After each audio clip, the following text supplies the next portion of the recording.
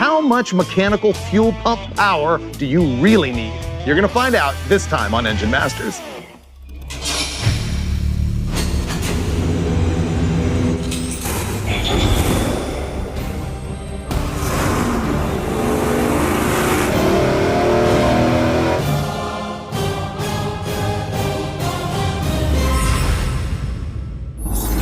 This is going to be a curious episode of Engine Masters because for once it's not about making horsepower, it's about supporting horsepower, specifically with the fuel system. See, the thing is, I think there's a ton of guys out there who are dealing with older muscle car V8s and they've got between 400 and 600 horsepower, and they don't really want to deal with an electric fuel pump. They don't want the wiring, they don't want the plumbing, they don't want the return line, they don't want the rocket science, they fear it for whatever reason, and they want to run mechanical. I've been that guy. I've also been the guy with a lot of struggles actually trying to make 400 or 500 horsepower go all the way down the drag strip without running out of fuel. And we're gonna show you exactly that as we test 4 different mechanical fuel pumps on our little small block Chevy. It's a 372 cubic inch Dart-based engine.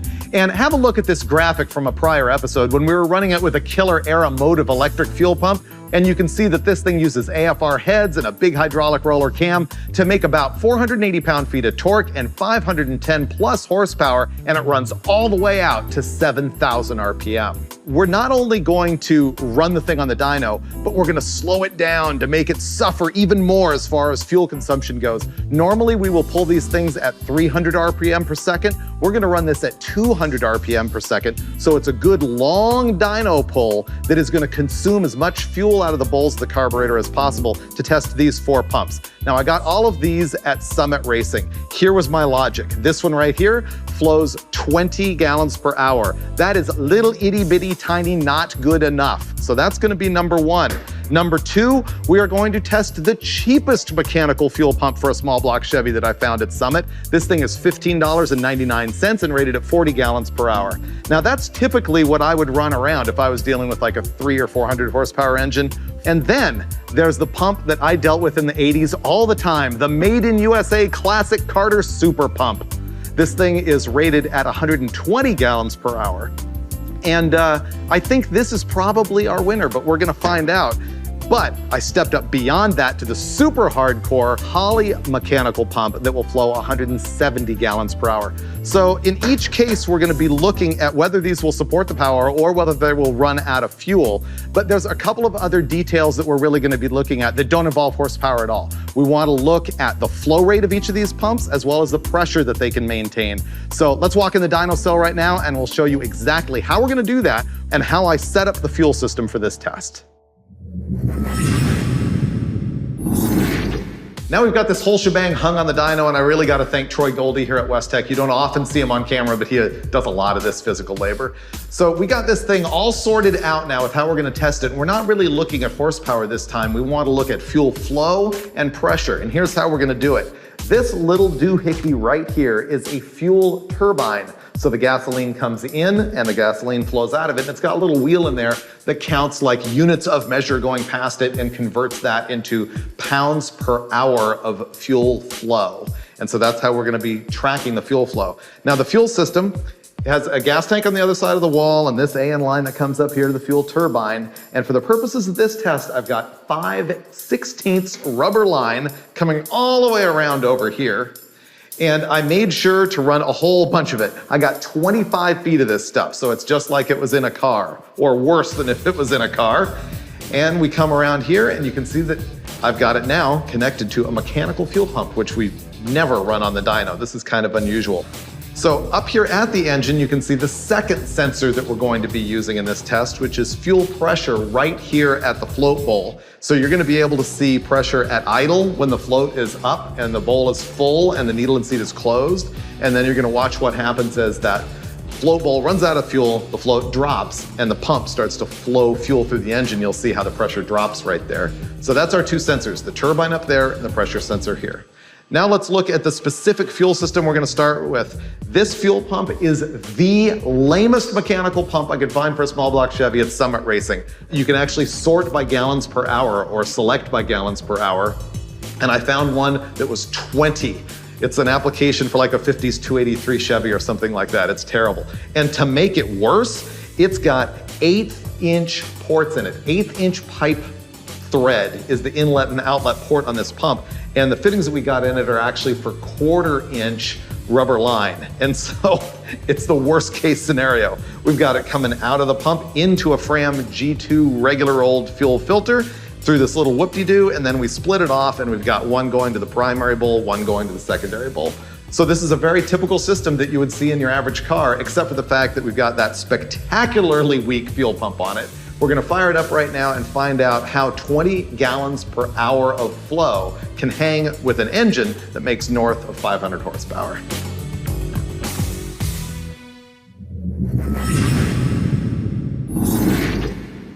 How come you guys don't seem excited about this? We don't have enough fuel pump.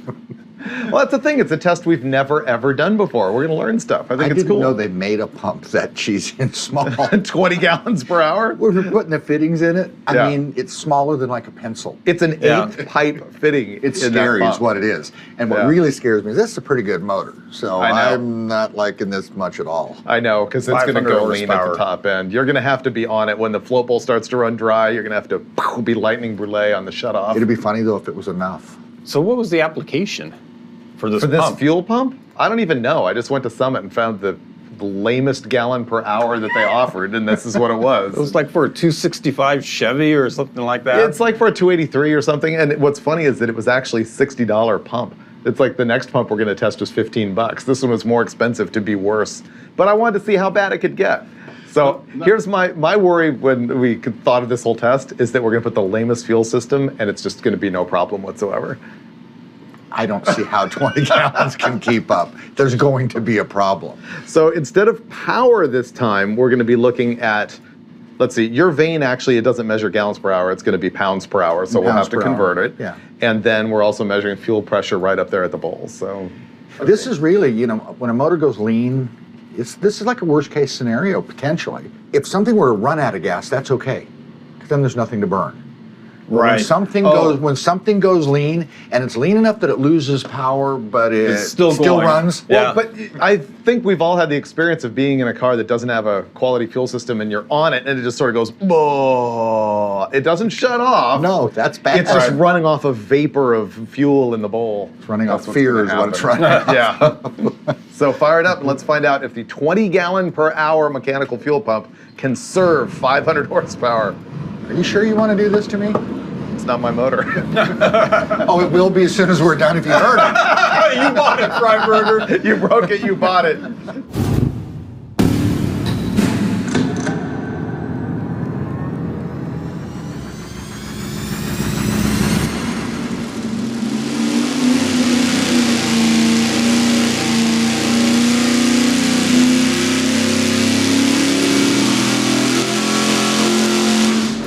No. I'm surprised you stayed in it that long. I know. I was leaving it hang in there at like 14.0 when I saw 14.3. That could not hang I at glanced all. over there and it had 0.7 psi. Right. Then I heard one misfire and I said, I am done. What happened there is we saw that the fuel pressure just dropped to 0.7 psi and the air fuel ratio went to 14:1, meaning it's just running off of vapor in the fuel bowl. Like the pump can barely get enough gas in there to keep it running.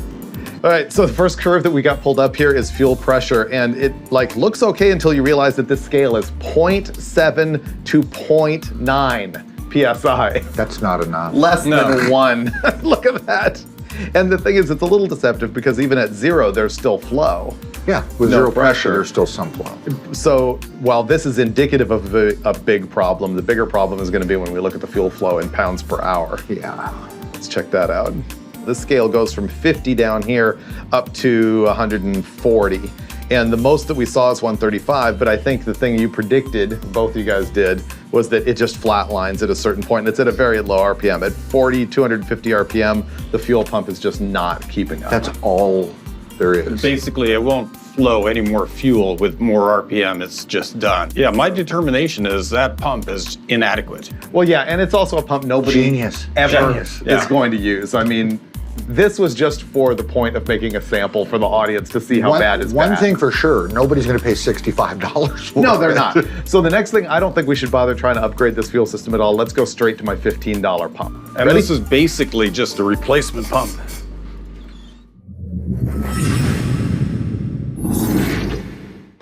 So that first pump was the lamest one that I could find at Summit. This is the cheapest one at summitracing.com. It's $15.99. It's a Carter pump. It's rated at 40 gallons per hour, and they claim that it'll make 7.5 to 9 PSI. So You just shot me with gasoline, Steve-O. It's kind of what mechanical fuel pumps do. feel the burn. What, was the aim proper?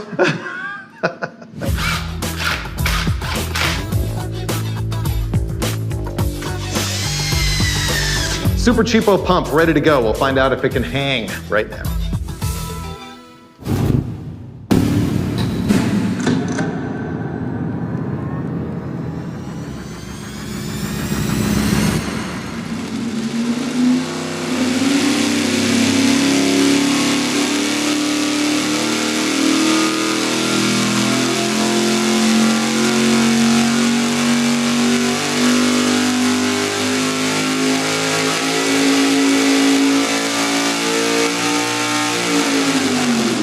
Looked like it dipped immediately, and at one point it came up and then dropped again, almost as if it had filled the bowl and then the bowl dropped again. Yeah, I saw a little bit of that wiggling. I'm not quite sure why. But Let's look at the fuel pressure curve. Okay, yeah, that's wide open, and then it comes up with RPM and then drops. So do you think this is where the flow bowl opened, the needle and seat? I'll bet the float has already dropped there.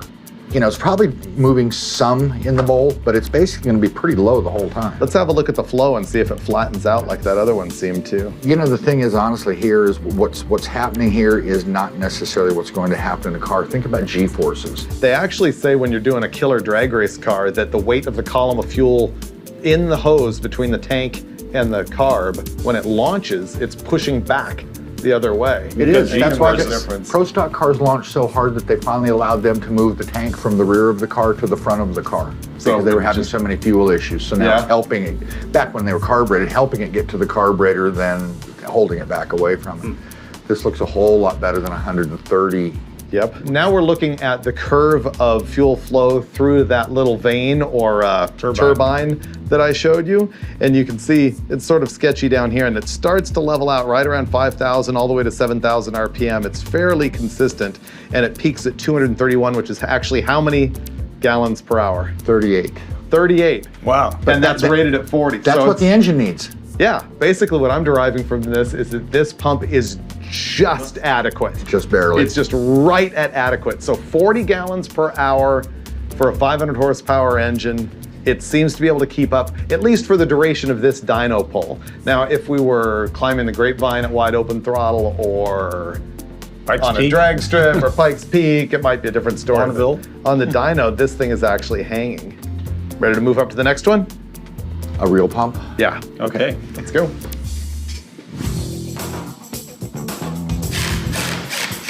Well, that's it. The 120 gallon per hour pump is installed, and this should be a lot better than what we had before.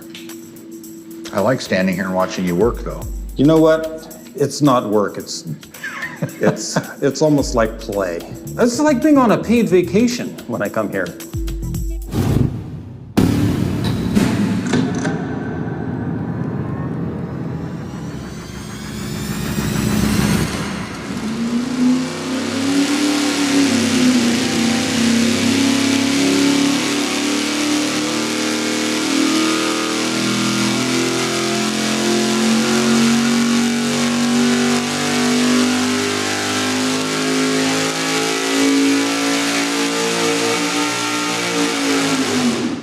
Look at that, just more consistently on the decline. The scale here is only 1 PSI though, so we're talking 5.5 PSI to 4.25 PSI.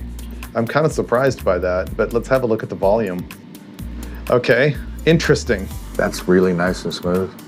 Yeah, but look, it came up to 228 pounds per hour and leveled off, although it's taking a little bit of an upturn there. What, didn't the other one level at the same point? Let's take a peek. The $15 one?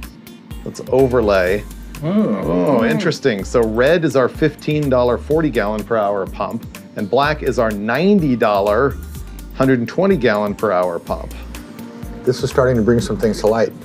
Wasn't the pressure up and down kind of wildly in there too? So I wonder if it's a matter of flow affecting pressure or pressure affecting flow. Pressure affecting flow, I would imagine. Yeah, the more expensive pump, more stable.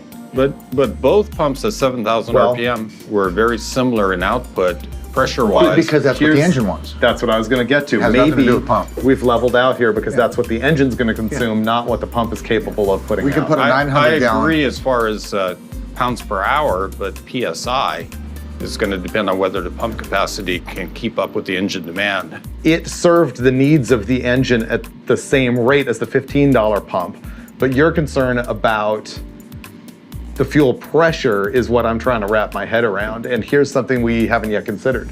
Let me guess. Maybe this 120 gallon per hour pump can't deliver that pressure because we're making it suck through that 5/16 hose. Yeah, at some point in time, the small hose fuel is the line. restriction. So should we run this pump again, but run 3/8 hose the whole way instead of the 5/16? Absolutely. Sure. So we agree. Yeah. Let's do it.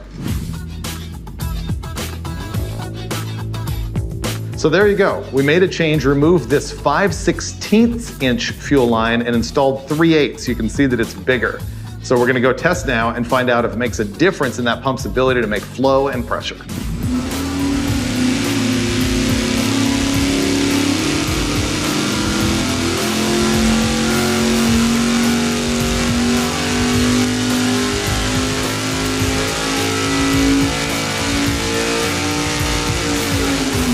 It made a difference. Made a little difference. Yeah, it did. I think it made quite a bit of difference. I can't wait to see. Let's pull up the graph. There you go. That is the difference between 5/16 fuel hose in red and 3/8 inch line in black. Dulcich and I were all the time saying, man, people overkill fuel systems. You don't need all that stuff. But the 3/8 line thing, I believe in it more now. Oh, yeah. You I really mean, do need the 3/8 Seeing line. is believing. Yeah. Look at that. That's the coolest thing I've learned so far to date. 3/8 hose wins. Now we're on to the next pump.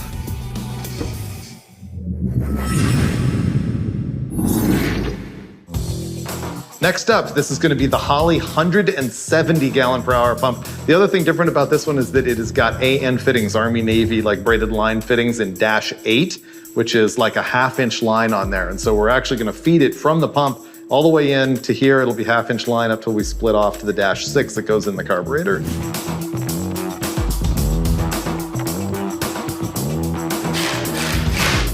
This is a fuel pump at 170 gallons per hour that I would never actually purchase for this engine. You wouldn't? Why? It would be, if I was a normal guy with this engine, I'd be go, this is overkill, I don't really need that. I would have bought that last one. I think I would probably consider this purchase. Really? Yeah. We haven't even seen what it does yet, but I would buy this pump or something similar like the Striegel pump or something, something double diaphragm. I think Edelbrock also makes one that's 170 gallon or so. Well, let's fire it up and find out what happens. I mean, we know that it's already good enough. Maybe this will be better.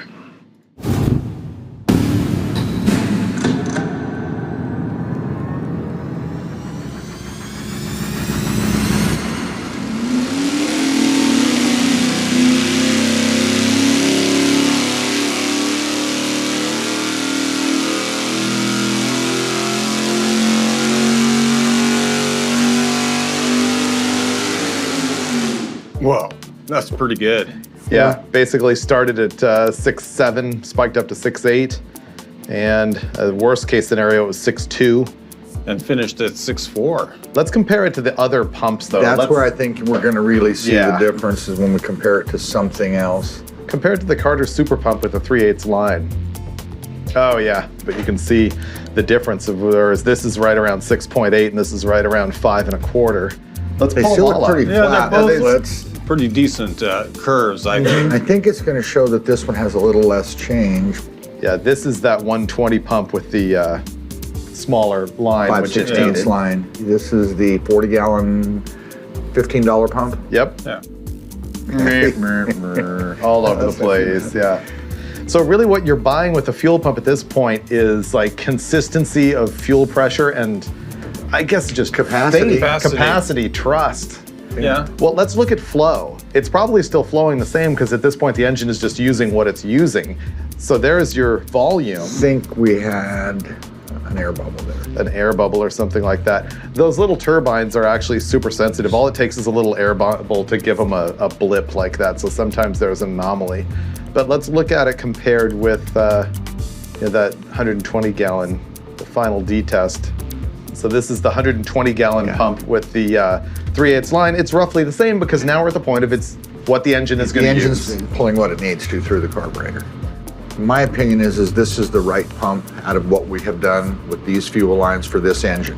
I think really if you've got a 300 horsepower engine, it doesn't need this pump. If you've got a 700 horsepower engine, you're going to need this pump or something even bigger. So I think it's a matter of demands, but this thing is so much more stable. That really was interesting. It's a test I've never done before. I've never even thought of it before.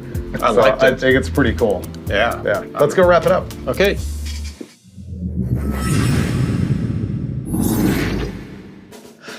Dulcich, man. What? I feel like I've taken a blow to my persona. Really? A punch in the gut? Yeah, I really wanted to be able to walk out of here like the crotchety, naysaying dinosaur and go, you don't need a trick fuel system. I can run 500 horsepower on any fuel pump. I really wanted to be that guy. It was kind of why I set up the test. Oh, I know, but you found out you were wrong. I was completely wrong. I can't do it. Why? I actually knew I was going to be wrong, but I was hoping that I was closer to right. How's your persona holding up? I'm pretty good. Really? Yeah. But I thought for sure you would be on my side. You'd want to see this turd actually just cranking out the power.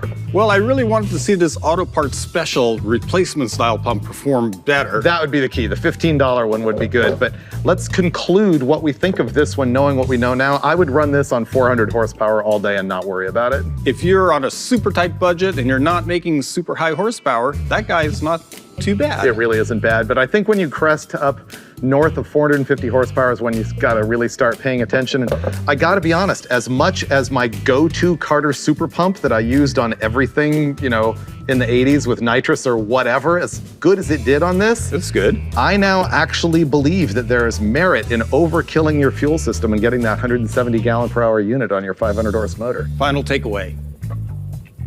Gonna have to buy the really good fuel pump from now on. And put a good sized hose on it too. Actually, you know what my final takeaway is an idea for a future episode of Engine Masters, which is, can we make 1,000 horsepower through a mechanical fuel pump? That would be cool. Oh, I'd like to try it. And I'm actually kind of working on that. I've got an engine coming together. So if you want to follow along and see that as it develops before it's a future episode, well then stay tuned to us on social media. Of course, you can follow the show. We're Engine Masters on Instagram, Hot Rod Engine Masters on Facebook. He is Steve Dulcich on Instagram. The man, the myth, the legend. I would be David Freiberger. Steve is going to be Dino Brule. Follow us all because there's good stuff all month long in between the required watching of episodes of Engine Masters on Motor Trend. Ah! You gave me an eye full of petrol. How dare you? The nerve of that man. I shot you in the pants before. How many ways can you... I really didn't. I would never have done that on purpose. Maybe in your pants, but How not many in ways your can you eyes. spray good old Dulcich with petrol?